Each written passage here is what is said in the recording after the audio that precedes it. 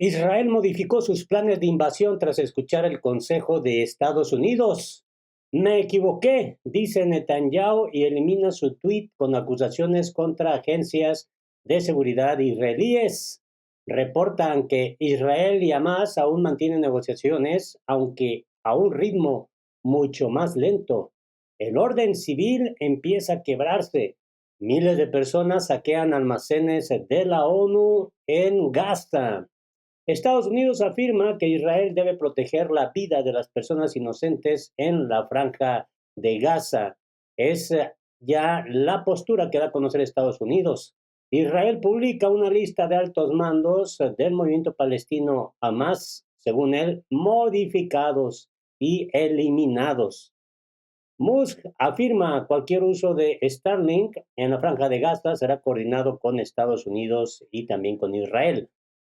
Enfurecidos y agitados, Lavrov explica las raíces del conflicto entre Israel y el movimiento palestino Hamas. Así está el panorama, es lo que se vive en las últimas horas. Israel no se detiene. Las raíces del choque entre israelitas y palestinos, aquí te lo voy a dar a conocer. Hola, ¿qué tal? ¿Cómo estás? Me da mucho gusto saludarte hoy lunes 30 de octubre del 2023. Te saludo con mucho gusto desde el sur de la República Mexicana. Aquí son las 8 de la mañana con 23 minutos. Ojalá nos escribas desde dónde nos ves, que nos puedas dar tu punto de vista, tu opinión y sobre todo, pues que nos ayudes a compartir el video, que le puedas dar un like, un me gusta. Eso ayuda muchísimo. Vamos a iniciar con esto. Enfurecidos y agitados, Lavrov explica las raíces del conflicto entre Israel y Hamas. El ministro ruso de Exteriores atribuye parcialmente la actual escalada a la temeraria política de Estados Unidos, encaminada a crear dificultades y provocar inestabilidad en la región. En este momento es poco probable que se entablen negociaciones entre Israel y Hamas, ya que las partes en conflicto están enfurecidas y agitadas, declaró el ministro de Asuntos Exteriores ruso, Sergei Lavrov. Ahora mismo apenas se sientan a la mesa de negociaciones. Ellos, los israelíes especialmente, están sencillamente enfurecidos. Esto es evidente en las numerosas declaraciones oficiales de los dirigentes del país, afirmó el jefe de la diplomacia rusa. Pero los palestinos también están muy agitados debido a los miles de civiles que han muerto o han resultado heridos a consecuencia de las represalias israelíes. Por lo tanto, habiendo perdido un gran número de personas, tanto en Israel como en Palestina, incluidos extranjeros, es ciertamente poco realista decir, sentémonos mañana en la mesa de negociaciones, argumentó. La inmensa mayoría de las administraciones de Israel, incluidos todos los gobiernos que encabezó el primer ministro de Israel, Benjamín Netanyahu, dijeron de boquilla que sí, que estamos a favor de las negociaciones, pero inventaron muchas excusas para no iniciarlas, que los palestinos no están unidos, que no está claro con quién hay que hablar, que el presidente de Palestina, Mahmoud Abbas, está en Cisjordania y Hamas en la Franja de Gaza, que no lo reconocen, y luego otras explicaciones inventadas por las que es imposible negociar en ese momento histórico concreto, señaló Lavrov. Además, el ministro de Exteriores ruso aseveró que los dirigentes israelíes se sintieron muy ofendidos por el secretario general de la ONU, Antonio Guterres, cuando éste recordó el incumplimiento de la decisión adoptada por la Asamblea General de la ONU a finales de los años 40 de crear dos estados, Israel y Palestina. Israel se creó inmediatamente. La Unión Soviética fue uno de los principales iniciadores de la creación de un estado judío en un momento en que, en general, a los británicos, que habían dejado la región sumida en el caos, no les importaba mucho el tema. Estábamos a favor de la creación de un estado judío y la Unión Soviética fue la primera en reconocer este estado y el estado palestino por diversas razones aún no se ha creado, denunció el ministro. Lavrov constata que el territorio que se asignó a los palestinos en el momento de la creación de Israel se ha reducido sucesivamente varias veces durante las guerras lanzadas por los países árabes contra el país hebreo, que terminaron tristemente para los árabes con la pérdida de tierras. pero el resultado sigue siendo negativo. Ahora no tenemos un Estado palestino, destacó. Ahondando en los orígenes del actual conflicto, el canciller ruso recordó que Hamas fue vista en su día como un contrapeso de la Organización para la Liberación de Palestina en los tiempos de Yasser Arafat. En aquel momento, pues esta Organización para la Liberación de Palestina era considerada una organización terrorista. Posteriormente, el movimiento cambió sus estatus, reconoció el derecho de Israel a existir y Yasser Arafat ganó el Premio Nobel de la Paz, recordó Lavrov.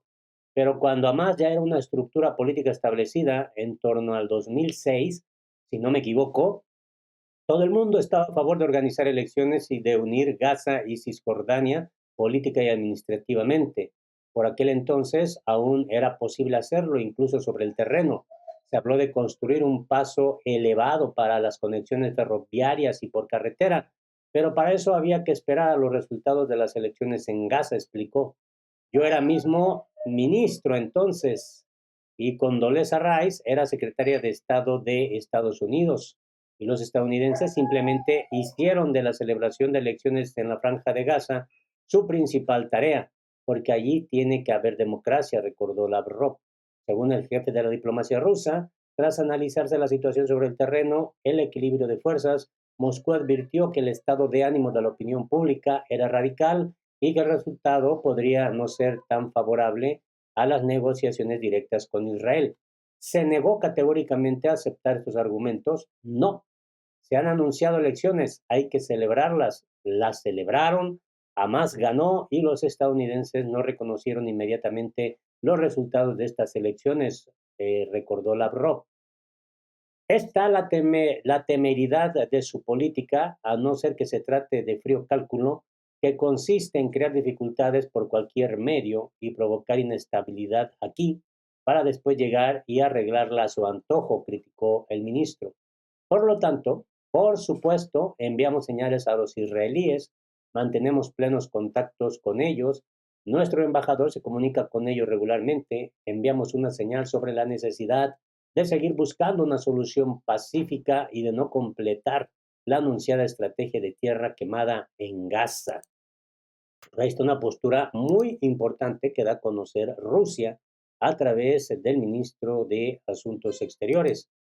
Y mientras tanto, el orden civil empieza a quebrarse, miles de personas saquean almacenes de la ONU en Gaza.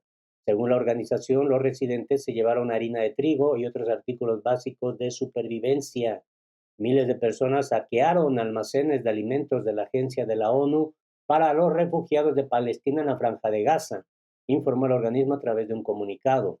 Miles de personas irrumpieron en varios almacenes y centros de distribución de pues esta agencia de la ONU en la zona cero y sur de la Franja de Gaza, llevándose harina de trigo y otros artículos básicos para la supervivencia, como artículos de higiene, es lo que señala la nota. Es una señal preocupante de que el orden civil está empezando a quebrarse después de 3 semanas de guerra y un férreo asedio a Gaza. La gente está asustada, frustrada y desesperada. Las tensiones y el miedo empeoran por los cortes en las líneas de comunicación telefónica y de Internet. Sienten que están solos, aislados de sus familias dentro de Gaza y del resto del mundo. Así lo explicó en el comunicado Tomás White, director de asuntos de esta agencia de la ONU para los refugiados de Palestina en la Franja de Gaza. La agencia explica que los suministros de los convoyes humanitarios procedentes de Egipto se guardan en uno de los almacenes que tienen en la ciudad de Deir al-Balá. Así es como se da a conocer, todo esto es insuficiente, toda la ayuda que llega para la supervivencia básica es escasa y desde luego también irregular. Así es como pues está dando a conocer esta información terrible, el escenario para los civiles ahí en la Franja de Gaza. Y algo importante es lo que el primer ministro de Israel, Benjamín Netanyahu, pues hizo. Me equivoqué. Elimina su tuit con acusaciones contra agencias de seguridad israelí. El primer ministro de Israel comunicó que no había sido advertido por dicho servicio sobre los preparativos de Hamas para la incursión del 7 de octubre. Bueno, fue objeto de críticas de miembros del gabinete de guerra y la oposición tras publicar una declaración en la que dijo que no tenía ninguna responsabilidad por permitir el ataque de Hamas el 7 de octubre y que no había sido advertido por ninguna agencia de seguridad. En medio de las críticas que generó, el jefe de gobierno israelí eliminó su publicación y luego pidió disculpas. Me equivoqué. Las cosas que dije después de la rueda de prensa no deberían haberse dicho y pido disculpas por ello. Doy todo mi apoyo a todos los jefes de los servicios de seguridad, afirmó Netanyahu. Pues ahí está, ¿eh? La oficina del primer ministro comunicó la noche pasada que Netanyahu no había sido informado de ninguna manera y en ninguna etapa de los preparativos de Hamas para la sangrienta incursión en territorio israelí del pasado 7 de octubre.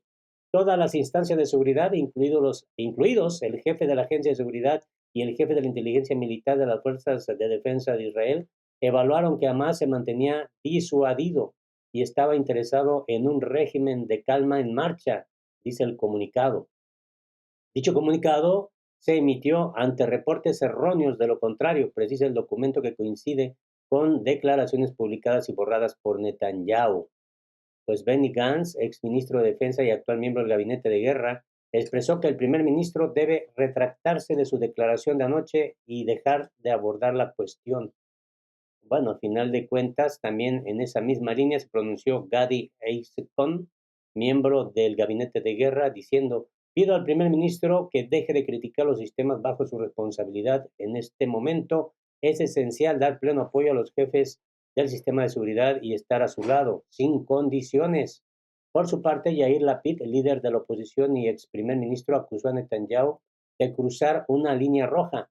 Los intentos de evadir la responsabilidad y echarle la culpa al establishment de seguridad debilitan a las fuerzas de defensa de Israel mientras luchan contra los enemigos de Israel. Netanyahu debe disculparse por sus palabras. A su vez, el ministro de Seguridad Nacional, Ben Gvir, criticó el enfoque de Netanyahu sobre el problema en su conjunto. El problema no es una advertencia específica, sino toda la idea errónea, la política de contención, la disuasión imaginada y la compra de una paz temporal a un precio exorbitante. Son la raíz de todos los pecados, escribió el político de ultraderecha. Pues ahí está. Finalmente terminó pidiendo disculpas el primer ministro de Israel. Y también desde Estados Unidos se da a conocer esta postura: Israel debe proteger la vida de las personas inocentes en la franja de Gaza. Según el asesor de seguridad nacional de Estados Unidos, Israel tiene que distinguir entre terroristas y civiles. Jake Sullivan, el asesor de seguridad nacional de Estados Unidos, afirmó que Israel tiene la responsabilidad de proteger la vida de las personas inocentes que viven en la franja de Gaza. Según afirmó, Hamas está haciendo la vida extremadamente difícil a Israel al utilizar a civiles como escudos humanos y situar su infraestructura de cohetes entre la población civil. Esto supone una carga añadida para Israel, pero no disminuye la responsabilidad de Israel en virtud del derecho internacional humanitario entre distinguir a terroristas y civiles y de proteger la vida de las personas inocentes. O sea, así es como lo da a conocer. Dice: hablamos con franqueza, hablamos directamente, compartimos nuestros puntos de vista sin ambages y seguiremos haciéndolo, aseguró. El asesor de seguridad nacional de Estados Unidos subrayó que Estados Unidos va a dejar absolutamente claros sus principios y propuestas, incluida la inviolabilidad de la vida humana inocente, y seguirá asesorando a Israel en privado. Por el momento, pues la asesoría no ha sido muy buena, porque a nivel mundial, pues hay un rechazo a estas acciones que está emprendiendo Israel. Modificó sus planes de invasión tras escuchar el Consejo de Estados Unidos, según el diario estadounidense The New York Times. Las primeras intenciones militares del Estado judío causaron preocupación en la cúpula militar norteamericana. Israel habría decidido aplazar su plan militar inicial para la Franja de Gaza, consistente en una operación terrestre a gran escala en favor de incursiones limitadas, en línea con las recomendaciones de la cúpula militar de Estados Unidos, informa el diario estadounidense The New York Times, que cita a fuentes gubernamentales de Estados Unidos. Y es que la presión está a nivel mundial y reportan que Israel y Hamas aún mantienen negociaciones, aunque a un ritmo mucho más lento. La semana pasada el movimiento palestino liberó a 4 rehenes, dio dos ciudadanas estadounidenses, madre e hija, y 2 ancianas israelíes. Las negociaciones continúan entre Israel y el movimiento palestino Hamas, que se desarrollan con la mediación de Qatar. Siguen en marcha, pero la ampliación de la actividad terrestre del país hebreo en la Franja de Gaza, si bien se ha ralentizado, eh, pues todavía está la esperanza, ¿no?, de que estas conversaciones no se interrumpan. Por el momento no lo han hecho, si bien se desarrollan a un ritmo mucho más lento que antes de la escalada de las hostilidades acontecidas este fin de semana. Y pues se está tratando de que pues, las negociaciones no se rompan. Mientras tanto, Israel publica una lista de altos mandos de Hamas eliminados. Israel está en una guerra que no empezó y no buscaba, afirmó un vocero del ejército israelí.